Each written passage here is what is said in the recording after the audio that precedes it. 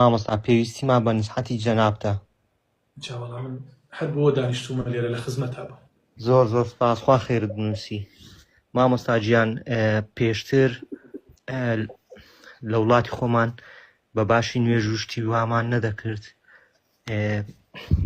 ئیتر خزم و کەسانم دەیانگۆ بوویە کەسێکی بێباوەڕ. ئێستاش ئەلحەمدولیلا زۆر بە باشی دین تەطبیق دەکەم و نوێژی دەکەم، یعنی هەندێک نسحەتیان دەکەم و حەزم لێ یعنی بەشدار بن لەو خێرانێک لەو شتە باشانێک کە ئەمن وەری دەگرم و بڵاوی دەکەمەوە بەنەو عەشکە مەسەرەن لێکی دەدەنەوە دەڵێن چیەوە بووی بە داعش، یعنی زۆر متەئسیرم بەو شتانە.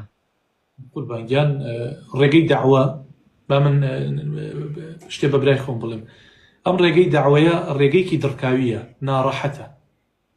هەر کەسێ دەست باتە داعوە حەق بگەیەنێت ناڕەحەتیەکەن.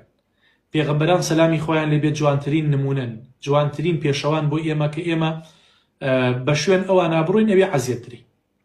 جابرا لەسەر ئەو عەزیەتانە ئەگە سەبر بگری خوای گەورە هەم بەرهەم و هەم بەرەکەت ئەخاتە داعوەتەکەتەوە و هەم پاداشت ئەداتەوە لەسەر ئەو ناڕەحەتیانە. بۆیە سەبرەتە بێ، هەر لە قەبیەکەت پێوە ئەنێن، هەر وشەیەکت پێوانێن.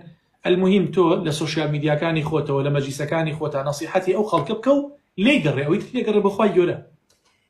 خوا خێرت بنووسی. مامۆستا سوالی دووەمیشم ئەوەیە، بۆ نمونە کە کەسێکی نزیکت دەمری، مەسەرەن دایکتەیان باوکتەیان خاڵتەیان کەسێکی نزیکتە، ئێستا لە وڵاتی خۆمان مەسەرەن فێربووینە بەکاشی نازانم بەکاشی مەرمەڕ و شتیوان وەکو ئەوەی هەڵبەستنی قەبر حرامە، دروست نییە. ئەمە هەموو مامۆساکان باسییان کردو، بەڵام خەڵک بە گوێت ناکا و ئیسفادەشی نیە.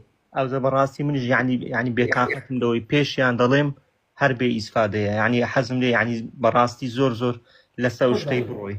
با من یەک شتێکت پێ بڵێم، شت بە زۆر نابێت. تۆ ئەوەی لەسەر تەگەیاندنە تەطبیقکردن لەسەر خەڵکە قوربانگیان، تۆ بۆت نییە لەستە عەلەیهیم بموسەیطر، بۆت نییە دەستی خەڵک بگری بە زۆر بیبێ بۆ مزگەوت، بە زۆر سەر کچی خەڵکەوە. ئەوەی لەسەر تۆیە گەیاندنە بە حیکمەت و بە دانایی بیگێنە وتەکانی خوای گەورە پێغەمبەر صلی الله علیه و سلم ئەوەی لە شەریعەتە هاتووە بە جوانی بیگێنە، بە ئیخلاسی لە دڵەوە بۆ دڵ. ئینشاءالله ئەگە بەرهەمەکەش بینی ئینشاءالله ساڵێکی تر پەنا بەخوا ئینشاءالله خوای گەورە سەرفرازی دنیا و قیامەتت بکە.